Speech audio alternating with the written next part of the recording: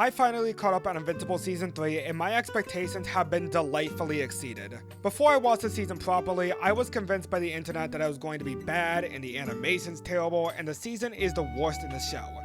Then I saw IGN giving the season finale a 4 out of 10, so I knew that I was in for a great season. Truth be told, I've been a closeted Invincible fan ever since the show first came out. I haven't really talked much about it because it felt like everyone unanimously liked the show. Though after this season, there's such a huge divide on it now. Some say it's good, some say it's bad, others can't stop pointing out the quote-unquote bad animation, so I think now I have a chance to shine and share my opinions on Season 3 as well as the show in general. Without further ado, let me tell you why I think Season 3 is the best season of Invincible.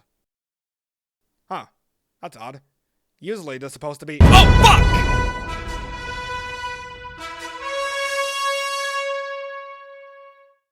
Let me start off by saying that Season 3 feels leagues above the first 2 seasons. Not that the first 2 seasons are bad, but this feels like the most consistent season. Not just in terms of animation, but writing as well. While Invincible does have that style of an episodic format, Season 3 seemed to have perfected that. It has a perfect balance between your Monster of the Week episodes and the thematic heavy episodes. It all flowed together nicely where everything got their own chance to have the spotlight. The biggest issue I had in Season 2 is that most of the characters and the storylines was in the back burner until they just popped up. It didn't feel like there was any connective tissue between the side stories and the main ones in Season 2. Season 1 didn't necessarily have this problem because there was a lot less to cover. Though Season 3 seems to have got a good grasp on what makes the show so addicting to watch. The Guardians feel more involved in the main plot and the characters have more weight to them compared to the previous seasons. I didn't really care much for characters like Ray or Darkwing in Season 2, but they have the chance to show off what makes them interesting here. And Rex is just a goddamn delight. His character arc throughout all 3 seasons has been intriguing to watch and this season is no exception. He feels so real and you can really tell that he's come a long way from Season 1. But there's a looming issue I need to talk about later on. This season overall has a way to make you feel invested in every episode. There's always a looming threat in the season that challenges Mark along with his ideologies in every episode. If it's not Cecil, it's bitch-ass Immortal. If it's not bitch-ass Immortal, it's Titan. If it's not Titan, it's metaphorically and very literally himself. The stakes feel so much higher this season because on top of all of this, there's still a Viltrumite waiting to invade Earth. It is just a bombastic season overall while still giving itself time to breathe for the smaller moments to matter. And just so we're clear, I have almost no complaints with the animation. The internet has lied to me again because there's nothing wrong with this season's animation for me. Sure, sometimes it can feel a little janky, but it is the most consistent it's been in the whole show. Go look back at Season 2 and tell me I'm wrong. I think if anything, there was a major issue when it comes to the editing, however. There's small nuances that just aren't there when it comes to the fight scenes and most other smaller moments in the show.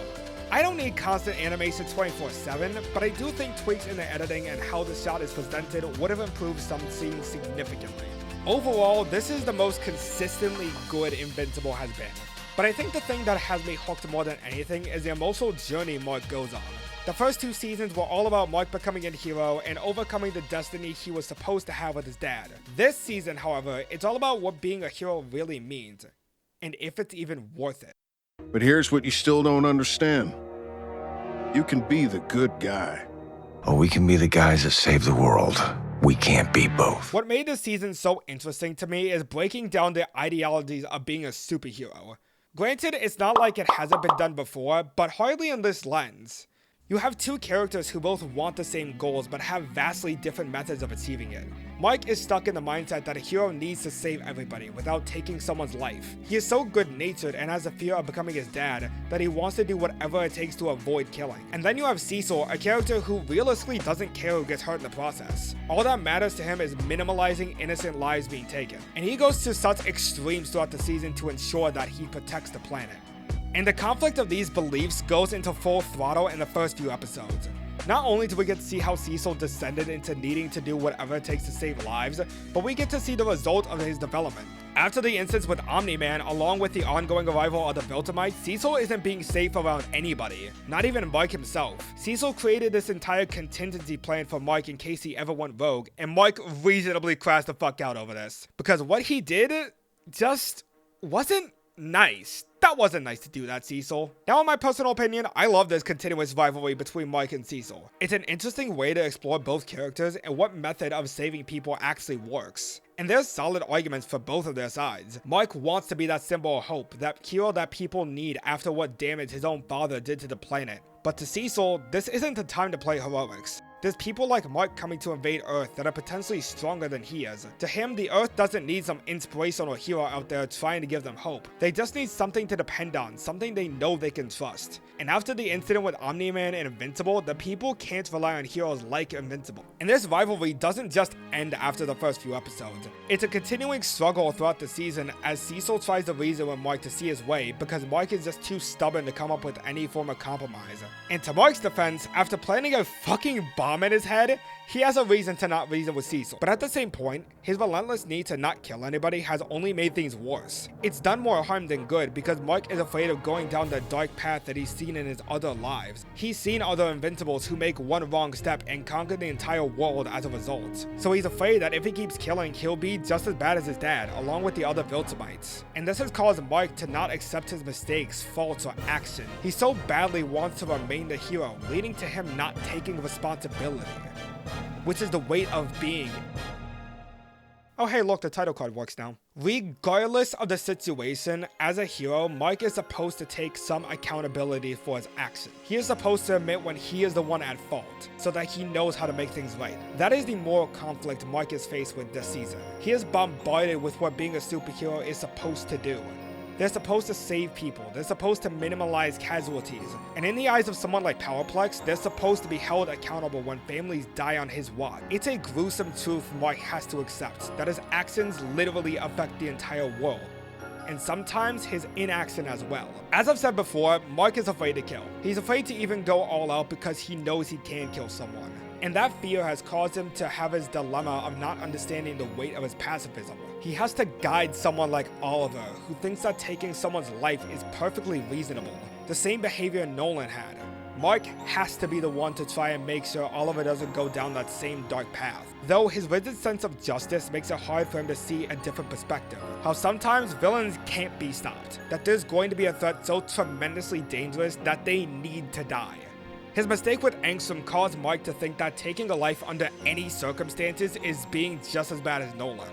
Though this ideology gets challenged several times through the season, more noticeably with bitch-ass Immortal.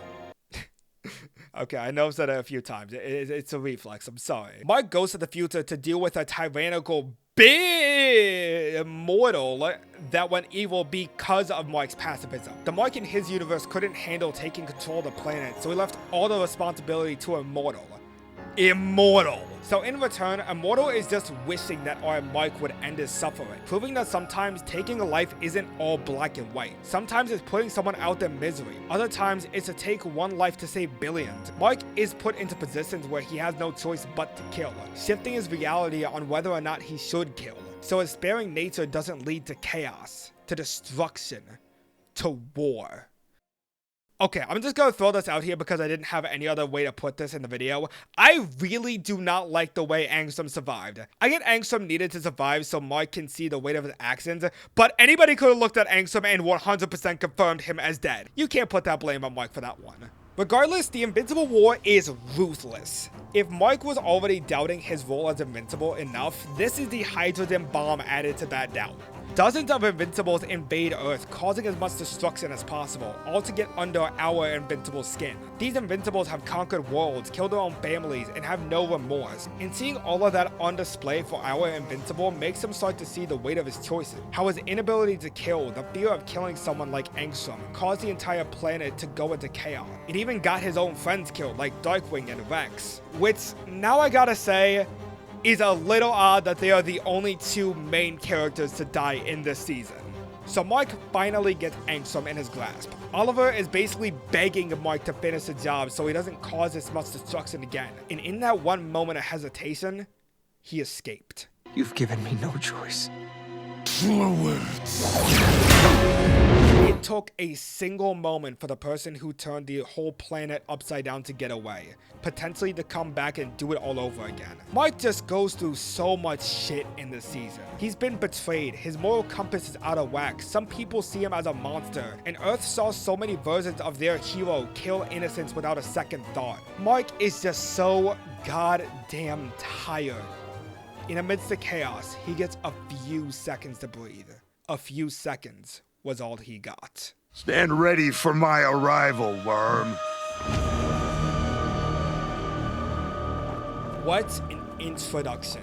Conquest's appearance is a great way to end the Invincible War leading into the season finale. And this finale really pulled out all the stops. It is a never-ending battle between Invincible and Conquest. There's so much I can talk about. First of all, I just love Conquest's personality. Completely ignoring IGN's review, Conquest is an unstable maniac who finds joy in constant destruction. And you not only hear this with his constant taunting, but just the way he fights. He throws around people like toys, bursts through innocent people like it's nothing. Conquest is overall just a ruthless character. And this fight perfectly reflects that. The choreography is brutal, the animation is astounding, and there's many little nuances in this fight that add weight and intensity behind this final fight.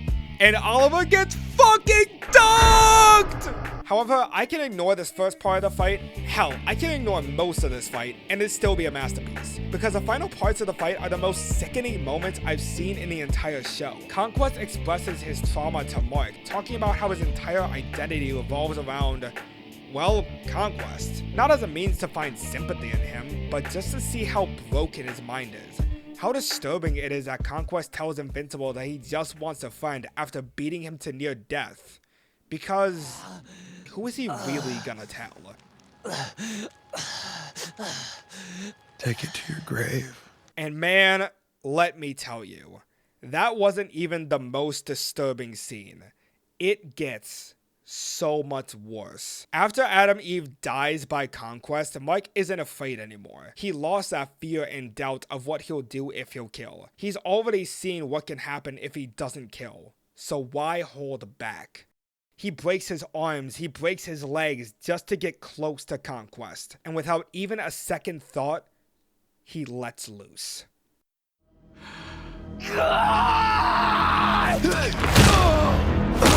I cannot perfectly describe how beautifully brutal this scene is. The sheer viciousness in Mark's voice, the unnatural beating between each strike, the absence of music as we hear each impact, Mark's inhuman face as he can think to do nothing but keep hitting back.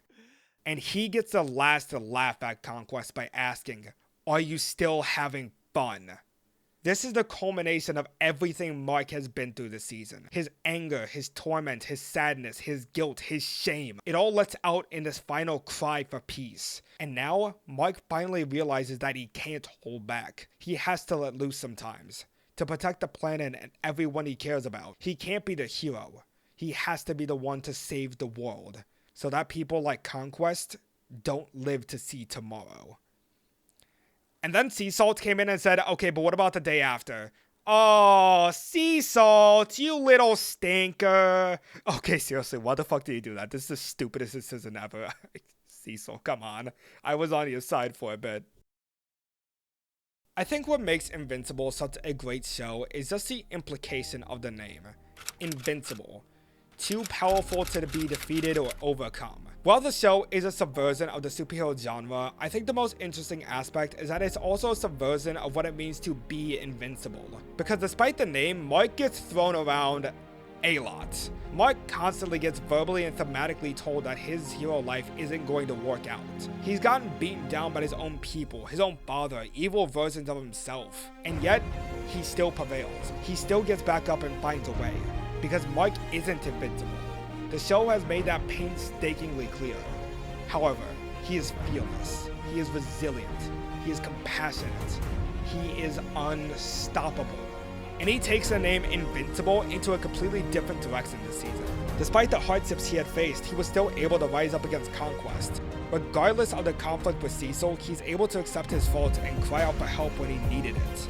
And no matter what he saw in Oliver, he was determined for him to see that you have to consider how valuable life is. Invincible means to be too powerful to be defeated. And while Mike may not be the most powerful, he simply cannot be defeated. Invincible is a show that I think has a lot of layers to peel off, and I find that constant exploits of characters and morals to be extremely engaging, along with having some pretty badass fight scenes. And while I do have my problems with some of the story decisions and just how not many people seem to really die in this season, I still love season 3, and I will continue to enjoy the show despite what every Twitter bro might say, because that's what it means to be invincible. What, no title card? Thank you all so much for watching. Invincible definitely has been a show I've been meaning to talk about on my backlog, so I thought I'd actually try to knock out as much as I can in one video. If you enjoyed, be sure to like and subscribe and hit the little notification bell to know when future content releases. Become a true Animaniac for up to $6 a month to get special access to videos, scripts, and a Patreon exclusive Discord where you can share your hobbies the same way I do. I'm your favorite Invincible Capital Boy, signing off.